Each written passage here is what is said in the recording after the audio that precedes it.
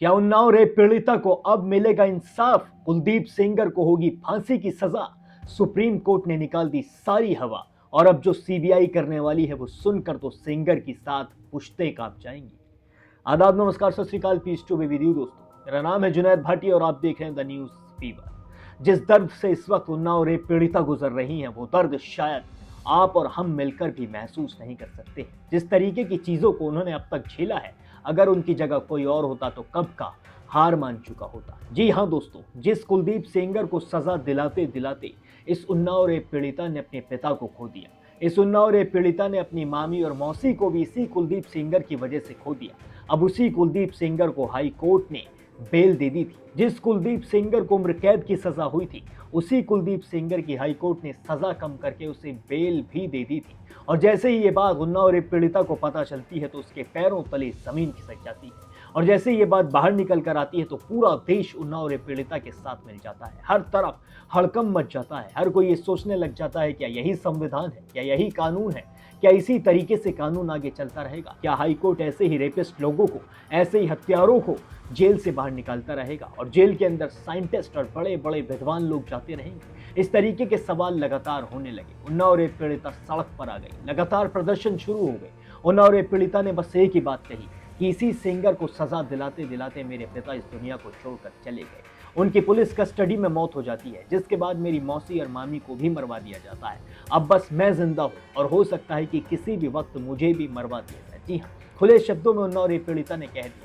लेकिन जब high court पर दबाव पड़ा, जब हाई कोर्ट के ऊपर लोगों ने सवाल उठाने शुरू किए, लोगों ने सीबीआई की जांच के ऊपर सवाल उठाने शुरू की, सीबीआई से जब पूछा जाने लगा कि किसी ऐसे रेपिस्ट की आखिर ऐसे बेल कैसे हो सकती है, आखिर वो जेल से बाहर ऐसे कैसे आ सकता है, जिसने किसी की पूरी जिंदगी खराब कर दी, जिस रेपिस्ट ने किसी की पूरी दुनिया खत्म कर दी, आखिर उसकी सजा हाई कोर्ट कैसे कम कर सकता है? जब सीबीआई पर दबाव पड़ा तो सीबीआई ने ये याचिका डाली सुप्रीम कोर्ट में। शुरुआत में तो लगा था कि सुप्रीम कोर्ट में भी शायद कोई ऐसा फैसला ना आ जाए जो सेंगर के हित में हो, जिसकी वजह से सेंगर बड़ी आसानी से बाहर निकल आए। लेकिन सुप्रीम कोर्ट ने दिखा दिया कि देश में लोकतंत्र जिंदा है, देश में मासूमों की और जो निर्दोष है उनकी आवाज सुनी जाएगी। जी हाँ, सीजेआई सूर्यकांत ने इस याचिका को सुना और इसके बाद एक ऐतिहासिक फैसला लिया। सुप्रीम कोर्ट ने हाई कोर्ट को पूरी तरीके से गलत करार दिया।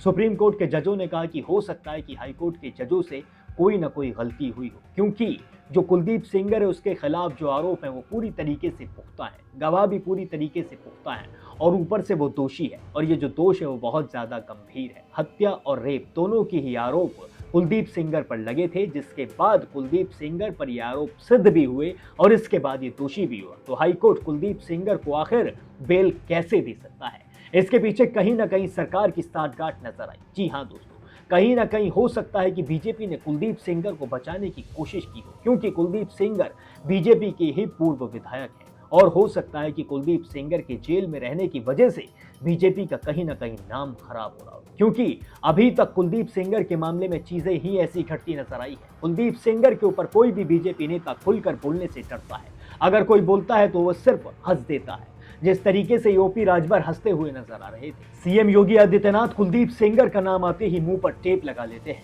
कोई भी बीजेपी के नेता कुलदीप सेंगर को गलत बताने से पहले 1000 बार सोचता जरूर है। और कहीं ना कहीं कुछ ऐसे भी लोग हैं जो कुलदीप सेंगर का अभी भी साथ देते हुए नजर आ रहे हैं। लेकिन उन्नाव की रेप पीड़िता ने साफ तौर पर कह दिया है कि वो कुलदीप सेंगर को फांसी दिलाकर रहेगी और जब तक कुलदीप सेंगर को फांसी नहीं हो जाती है वो तब तक चैन की सांस नहीं लेगी, क्योंकि कुलदीप सेंगर की वजह से उसका पूरा परिवार इस दुनिया को छोड़कर चला गया, उसकी पूरी जिंदगी खत्म हो गई। और जिस वक्त उन्नाव की इस लड़की का रेप किया गया था उस वक्त ये बालिग भी नहीं थी, इसकी उम्र 18 साल से कम थी।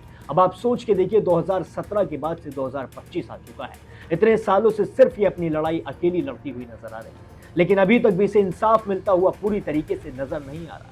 इसे इंसाफ उसी दिन मिलेगा जिस दिन इसके दोषी को, जिसने भी इसके साथ गलत किया है, चाहे वो सेंगर हो या फिर कोई और भी हो, उसे फांसी की सजा नहीं हो जाती है। उसे कोई ऐसी सजा ना हो जाए जिसे देखकर हर अपराधी अपराध करने से पहले लाखों बार सोचे जरूर। अब आप सुनिए कि उन्नाव रेप पीड़िता के वकील ने इस मामले पर क्या क्या खुलासे किए हैं। कि क्या अब हम अगले 5 मिनट जिंदा रहेंगे या नहीं रहेंगे? अब कम से कम मैं इन्हें यह बता सकता हूं कि आपके पास अभी बहुत छोटी सी रिलीफ मिली है। बिल्कुल हमें इसको विक्ट्री नहीं कहना चाहिए, मैं इसको विक्ट्री नहीं कह रहा हूं, ये विक्ट्री नहीं है। ये एक छोटा सा सांस लेने का मौका विक्टिम और उसको परिवार को मिला है। इसके अलावा इस फैसले को मैं कुछ भी नहीं देख सकता, क्योंकि जो सीबीआई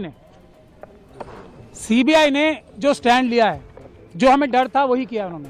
बहुत लिमिटेड पॉइंट पे स्टैंड लिया है उन्होंने, और जो हमारे सबसे मजबूत ग्राउंड थे उनको रेज ही नहीं किया, जो जजमेंट में भी मौजूद हैं। और अगर सीबीआई के पास तो हमारी रिटर्न सबमिशन भी मौजूद थी ना, जो हमने हाईकोर्ट में फाइल की थी, ना उन्होंने हमसे कंसल्ट किया ताकि हम उनकी पिटीशन बेहतर बनाने की कोशिश करते, ना उन्होंने हमें पार्टी बनाया, और कोशिश ये की कि हमें लास्ट मोमेंट तक उनकी जो एसएलपी फाइल है वो भी ना मिले।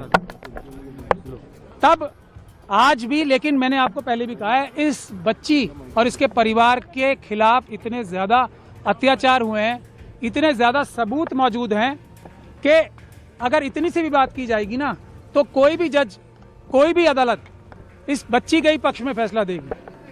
और इसीलिए इस जजमेंट को हम क्रिटिसाइज कर रहे थे कि ये जो दिल्ली हाईकोर्ट की जजमेंट थी, वो इतनी महान दयालुता जो दिखाई थी इस कॉन्विक्ट को, कुलदीप सिंह सेंगर को, जिसको मैं बोलता हूँ एप्स्टीन गैंग के मेंबर हैं, वो इंडियन एप्स्टीन गैंग के मेंबर हैं, उनके बहुत बड़ा गैंग भी है। और आज आप लोगों ने अंदर भी देख लिया होगा कि हम लोगों की संख्या इतनी सी थी उन लोगों की संख्या के आगे, और हमें दोनों तरफ से मुकाबला करना पड़ रहा था, इस तरफ से भी और उस तरफ से भी।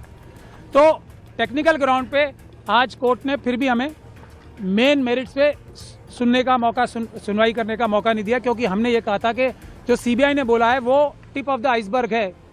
हमारे पास अभी मेजर पोर्शन है, जिसमें ये पब्लिक सर्वेंट की बात तो बहुत छोटी है ना, पब्लिक सर्वेंट के अलावा ये person in dominance in control है, क्योंकि इसी जजमेंट में लिखा हुआ है कि कुलदीप सिंह सेंगर साहब ने पंचायत होल्ड करके सबको बुलाया था अपने सामने और ये बोला था कि केस फाइल करो या ना करो, ये मैं तय करूंगा। इस तरफ की बातें इसी जजमेंट में लिखी हुई। तो हमें ये भी बोलने का मौका नहीं मिला, हमें ये भी बोलने का मौका नहीं मिला कि जो दूसरा मेजर इशू है जिस वजह से ये सस्पेंशन दी गई थी, तो वो इसलिए दी गई थी कि सिर्फ 7 साल की मिनिमम सजा है। अब जब मिनिमम सजा इतनी है तो इसको छोड़ देना चाहिए। ये एक ग्राउंड था जो हम चैलेंज करेंगे भी, अभी क्रिटिसाइज भी करेंगे।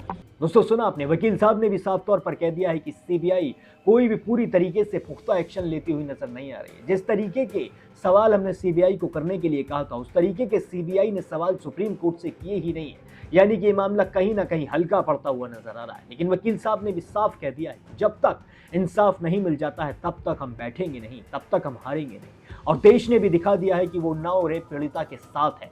अगर सेंगर को दोबारा से बाहर निकालने की कोशिश की तो इस बार और बुरा हाल होगा, ये भी देश ने साफ तौर पर दिखा दिया है, क्योंकि प्रदर्शन ही कुछ इस तरीके का था, लोगों ने आवाजें ही कुछ इस तरीके की उठाई थी। वो जेल से बाहर आ ही जाता अगर देश अपने देश की इस लड़की के लिए आवाज ना उठाता, और आगे भी आवाज ऐसे ही उठती रहेगी। अगर किसी भी ऐसे अपराधी को जेल से बाहर निकालने की कोशिश भी की तो फिर दोबारा से वही हाल होगा जो अब हुआ है। अगर आप भी चाहते हैं कि उन्नाव की रेप पीड़िता के दोषी को फांसी की सजा होनी चाहिए तो कमेंट सेक्शन में जस्टिस फॉर उन्नाव विक्टिम जरूर लिखें। बाकी और भी सारे अपडेट्स के लिए अभी सब्सक्राइब कर द न्यूज़ पेपर।